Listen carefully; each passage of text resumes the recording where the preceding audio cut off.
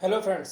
देखिए, वीडियो को आप स्किप मत कीजिए। आप क्या करते हो, वीडियो को आप स्किप करते हो, पूरा वीडियो नहीं देखते हो, तो जिससे आपको मेरी बात पूरी समझ में नहीं आती। तो प्लीज़ वीडियो को स्किप मत कीजिए, और जिसको स्किप करना हो वो प्लीज़ अभी चले जाइए। देखिए, वीडियो को स्किप मत कीजिएगा, जिससे मुझे भी थोड़ा अच्छा नहीं लगता। आप अगर वीडियो को स्किप करते हो तो वीडियो को स्किप करते हो, देखते नहीं हो, तो उससे आपको कोई भी फायदा नहीं होता। आपको लगता है ऐसा है कि ठीक है, लेकिन कोई भी फायदा नहीं होता। टीचर चाहे कोई भी हो, आपको वो अपना 100% ही देता है।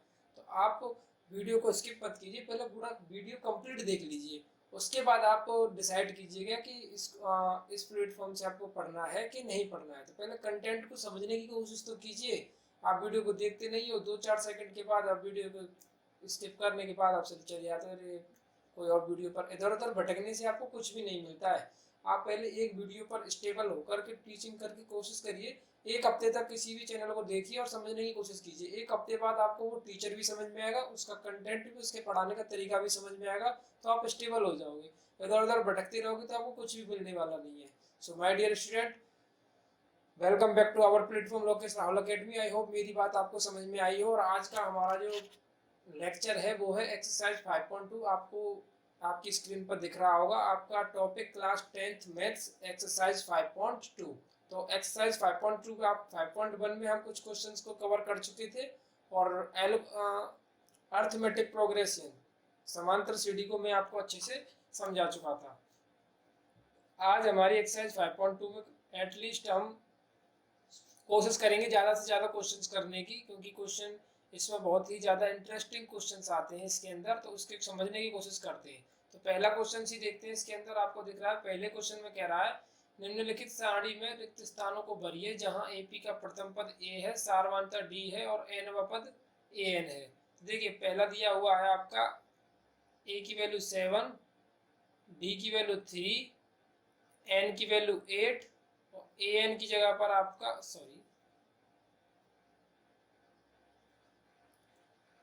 ए एन की जगह पर आपका डॉट डॉट डॉट दिया हुआ है। तो आप इसको ए एन की वैल्यू निकालनी है। तो मैंने आपको फर्स्ट वीडियो के अंदर अर्थमेटिक जब मैंने स्टार्ट किया था, अर्थमेटिक जब मैंने स्टार्ट किया था, अर्थमेटिक प्रोग्रेशन जब मैंने स्टार्ट किया था, उसकी फर्स्ट वीडियो के अंदर मैंने, अगर माय डियर स्टूडेंट जिसने नहीं देखी है वो जाकर देख ले, क्योंकि सभी डाउट्स क्लियर हो जाएंगे। फर्स्ट वीडियो के अंदर मैंने आपको ए एन व पद कैसे निकालते हैं वो सभी बातें मैंने आपको बता दी थी। तो देखिए, ए एन यानी बेसिक्स उसका क्लियर करा दिया था मैंने आपकी फर्स्ट वीडियो के अंदर। तो प्लीज़ वहाँ जाइए, उसके बेसिक्स को समझ लीजिए। आई होप आपको 99% यानी कि 99.99% आपको समांतर सीढ़ी का बेसिक 100% क्लियर हो जाएगा।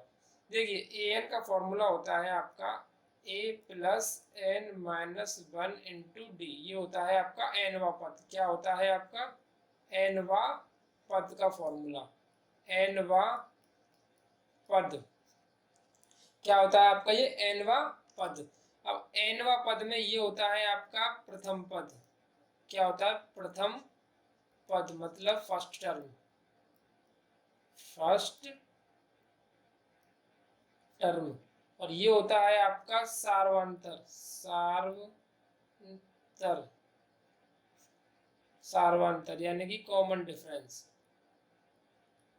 कॉमन डिफरेंस, ये सभी चीजें हम समझ चुके इसके अंदर। और एन होती है आपकी जो वैल्यू दी होती है कि नंबर ऑफ टर्म्स में कौन सा नंबर है टर्म्स का।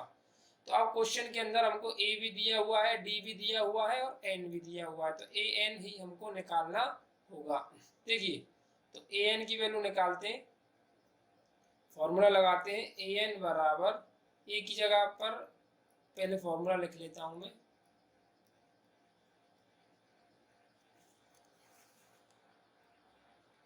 देखिए, अब ए की जगह पर है आपका वैल्यू 7 प्लस, एन की जगह पर है आपका 8 माइनस 1 इंटू डी, डी की जगह पर है आपका 3। सब कुछ मैंने फॉर्मूले के अकॉर्डिंग सेट कर दिया। 7 प्लस 8 माइनस 1 कितना होता है? 7 इंटू 3। 7 प्लस 7 या 21, 21 और 7 क्या होता है आपका? 28। तो ए एन की वैल्यू कितनी आ गई आपकी? 28। तो जो रिक्त स्थान दिया हुआ है ए एन की जगह पर, मैं इस जगह पे क्या लिखूंगा? 28, ये आपका फाइनल आंसर होगा। तो आई होप आपको ये समझ में आया हो। बहुत ही सिंपल तरीका है इन क्वेश्चंस को सॉल्व करने का।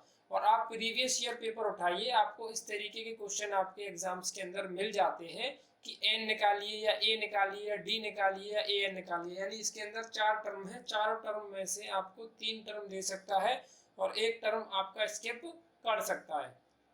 नेक्स्ट क्वेश्चन देखते हैं इसके अंदर हम।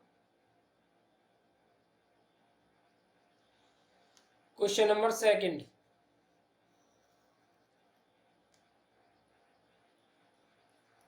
क्वेश्चन नंबर सेकंड कह रहा है आपका कि ए की वैल्यू है आपकी -18। आप चाहो तो आपके यहाँ स्क्रीन पर देख सकते हो या फिर अपनी बुक उठा सकते हो, ठीक है। डी की वैल्यू आपकी इसमें स्किप की हुई है, जैसा कि मैंने आपसे कहा था इन चारों में से किसी की भी वैल्यू को एक को स्किप कर सकता है, 3 की वैल्यूज दे सकता है, देगा। एन की वैल्यू है आपकी 10 और आपकी ए एन की वैल्यू है आपकी 0। तो आपको डी निकालना है। सिंपली इसी फॉर्मूले को लगाना है, ए बराबर A plus N minus 1 into D. A की जगह पर 0, ए एन की जगह पर 0, ए की जगह पर माइनस का 18 प्लस एन की जगह पर 10 माइनस 1 इंटू डी की जगह पर डी ही रहना है, क्योंकि डी की वैल्यू हमको निकालनी है। 18 को जब मैं इधर 0 की तरफ ट्रांसफर करूंगा तो ये प्लस का 18 हो जाएगा और ये 10 माइनस 1 हो जाएगा आपका 9d। इसको इधर ट्रांसफर करूंगा तो d की वैल्यू आ जाएगी 18/9 माइनस इक्वल टू हो जाएगा, ये सॉल्व करने के बाद 2। तो d की वैल्यू कितनी आ जाएगी, 9 दूनी 18। तो इस जगह पर कितना आएगा, 2 आएगा। तो इस रेडी का सारवंतर कितना होगा, 2 होगा। तो बहुत ही सिंपल तरीके के क्वेश्चन है। एक क्वेश्चन मैं आपको और बताता हूँ, इसके अंदर देखिए 4 क्वेश्चन है, शायद 5 क्वेश्चन है, 1 2 3 4 5। 3 क्वेश्चन हम करेंगे और 2 क्वेश्चन आपके लिए होमवर्क के लिए। सिंपल क्वेश्चन है, ज्यादा टफ क्वेश्चन नहीं है। 2 क्वेश्चन मैं आपको होमवर्क में दूंगा जिससे आप भी करना सीखें, क्योंकि मैं करता हूं तो आप सिर्फ देखते हो, जब आप खुद करते हो तो आपकी समझ में आता है, चीजें समझ में आने लगती है जब आप होमवर्क करते हो, समझते हो क्वेश्चन करने, ठीक है। तो चाहो तो आप इसका स्क्रीनशॉट ले लीजिए। आई होप आप सभी ने स्क्रीनशॉट ले लिया होगा। इसको मैं मिटा देता हूँ।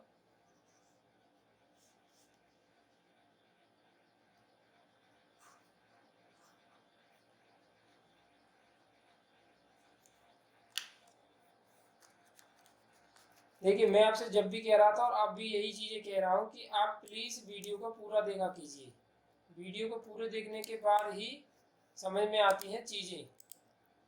वीडियो को पूरा देखोगे तो चीजें समझ में आने लगेंगी कि मैं क्या कहना चाहता हूँ आपसे, ठीक है। वीडियो को जब आप पूरा नहीं देखते हो तो आपको ना तो ये समझ में आता है कि मैं क्या कहना चाहता हूँ और ना ही आपको ये समझ में आता है कि आप, मेरे भी यही समझ में नहीं आता कि आप किस तरीके से पढ़ना चाहते हो। तो मैं अपना पूरा 100% देने की कोशिश करता हूँ। तो प्लीज़ आप भी कोशिश कीजिए कि वीडियो को पहले पूरा देखें। पूरा देखने के बाद डिसाइड कीजिए। देखिए अगर मैं आपसे ये कहूँ कि आपको तो मैं 15 मिनट 20 मिनट का एक लेक्चर है जिसमें से मैंने बहुत मेहनत करने के बावजूद आपके लिए एक आधे घंटे का लेक्चर तैयार किया, जिसमें मैंने आपको कोई भी टॉपिक समझाने की कोशिश की, अपना पूरा एफर्ट दिया उसको समझाने में। आपने क्या किया, उस लेक्चर का सिर्फ और सिर्फ 30 सेकंड उस वीडियो को देखा, उसके बाद स्किप करने के बाद आप दूसरी वीडियो पर चला गए। क्या हुआ, क्या 30 सेकंड आपने वीडियो देखा तो 20 मिनट के वीडियो में से आपने सिर्फ 30 मिनट का वीडियो देखा, तो आपको क्या समझ में आने वाला है? आपको तो कुछ भी समझ में नहीं आने वाला।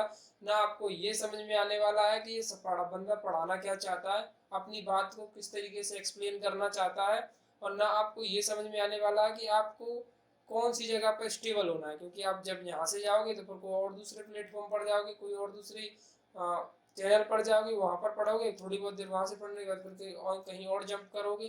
तो ऐसे कुछ करने से फ़ायदा नहीं होता है। देखिए फील्ड में बहुत है, ऐसी बात नहीं है कि कोई फील्ड के अंदर, हमारे फील्ड के अंदर का वर्क नहीं कर रहा है, बहुत सारे टीचर्स हैं।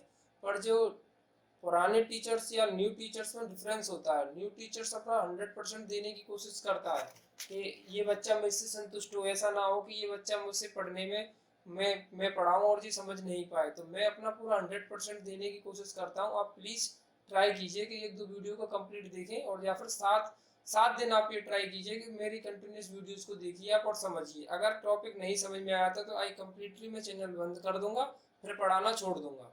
तो प्लीज ट्राई कीजिए और समझने की कोशिश कीजिए। देखते हैं क्वेश्चन नंबर है हमारा थर्ड। क्वेश्चन नंबर थर्ड को देखते हैं। क्वेश्चन नंबर थर्ड में आपका ए की वैल्यू दी हुई है, नहीं दी हुई है, और डी का वैल्यू दिया हुआ है आपका -3 है, शायद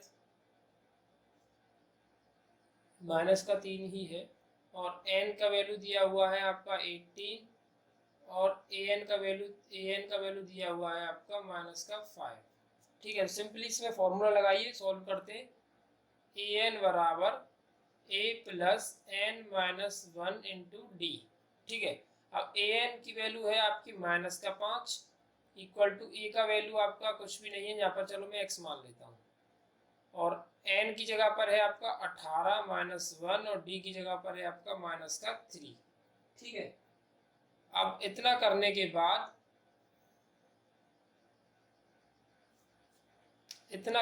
बाद यहाँ पर मुझे मिलता है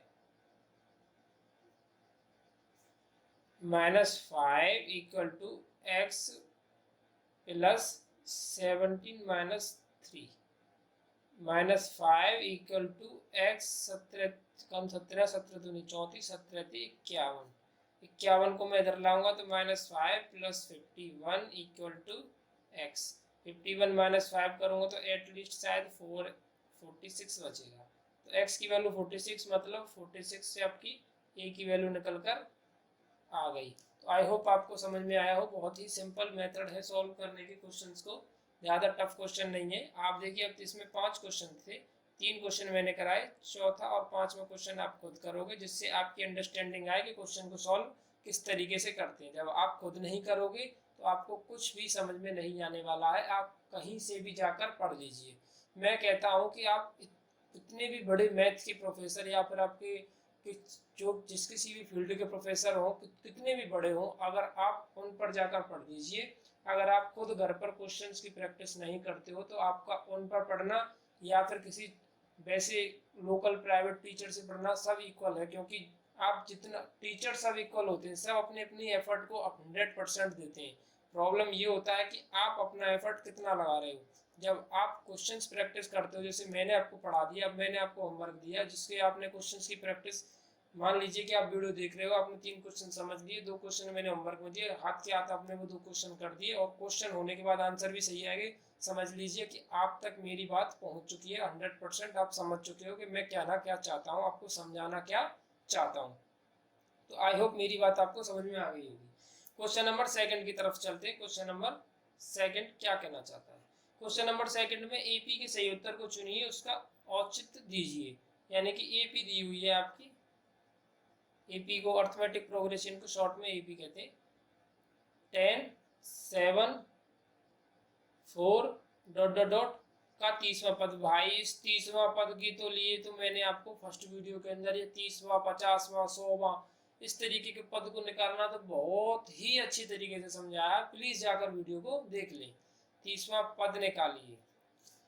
अच्छा 30वां पद है, तो मैंने आपको ये बताया था कि जब 30वें पद की बात करते हो तो आप लिखोगे 30वां पद, इसका मतलब ये होता है a प्लस 29d। कोई भी पद हो, अगर मैं कहता हूँ 100वां पद तो आप लिखोगे a प्लस 99d। अब मैं लिखता हूँ अगर 200वां पद तो ये आप लिखोगे a प्लस 199d। इसका मतलब एक पद को कम करके आप इसकी वैल्यू को रख दोगे, सॉल्व करोगे। ठीक है, अब देखते हैं, ये बेसिक्स मैंने आपको फर्स्ट वीडियो के अंदर क्लियर करा दी थी, आप वहां जाकर भी देख सकते हो। ठीक है, अब ये क्या है आपकी, किसी भी सीरीज के अंदर जो फर्स्ट टर्म ये होता है आपका, जो दिया हुआ होता है फर्स्ट टर्म, ये होता है आपका जो आपको दिया हुआ होता है, ये आपका फर्स्ट टर्म हो जाएगा, यानी ए की वैल्यू आपकी हो जाएगी यहाँ पर 10। और डी कैसे निकालते हैं, डी निकालते हैं आपकी सेकंड वाले टर्म में से फर्स्ट वाले टर्म को, यानी ये t2 है ये t1 है, तो d की वैल्यू निकालने के लिए t2 माइनस t1 करना होता है, यानी सेकंड वाले टर्म में से फर्स्ट वाले टर्म को माइनस कर देते हैं, तो d की वैल्यू निकल कर आती है -3। अब सिंपली 30वां पद कह रहा है, 30वां पद, तो a की जगह पर है आपका 10 +29 इंटू डी की जगह पर है आपका माइनस का 3, 10 plus sorry minus plus minus हो जाएगा इधर 29 3 कितने होती है 9 3 27 की 7 आंसर लगी 2 3 दूनी 6 6 और 2 8 10 माइनस के 87 कितना हो जाएगा माइनस का 77। Option C is your right answer. I hope आपको समझ में आया हो। 30वां पद अगर देखिए इसी क्वेश्चन में अगर आपसे कहे कि 20वां पद बता दीजिए, इसी क्वेश्चन के अंदर अगर आपसे कहता है 20वां पद, आप कैसे निकालोगे? आप निकालोगे a प्लस 19d। अब a की वैल्यू तो आपको पता है 10 है, 19 d की वैल्यू क्या है आपकी माइनस का 3। सो 10 प्लस माइनस माइनस हो जाएगा 19 का 19 57, तो माइनस करोगे तो आपको बचेगा माइनस का 47। तो ये था आपका 20वां पद। ऐसे ही आपसे किसी भी पद के बारे में बात करता है, अगर आपसे 100वां पद कहेगा तो आपको सॉल्व करना होगा 100वां पद a प्लस 99d और इसको सॉल्व कर देंगे। ठीक है, इस तरीके से सिंपली इसको सॉल्व करते हैं और a और b की वैल्यू रखेंगे तो आपका दूसरे क्वेश्चन के पहले क्वेश्चन का आंसर आपका 77 होता है। अगले क्वेश्चन को देखते हैं। सेम है, एक अगला क्वेश्चन सेम है, देखिए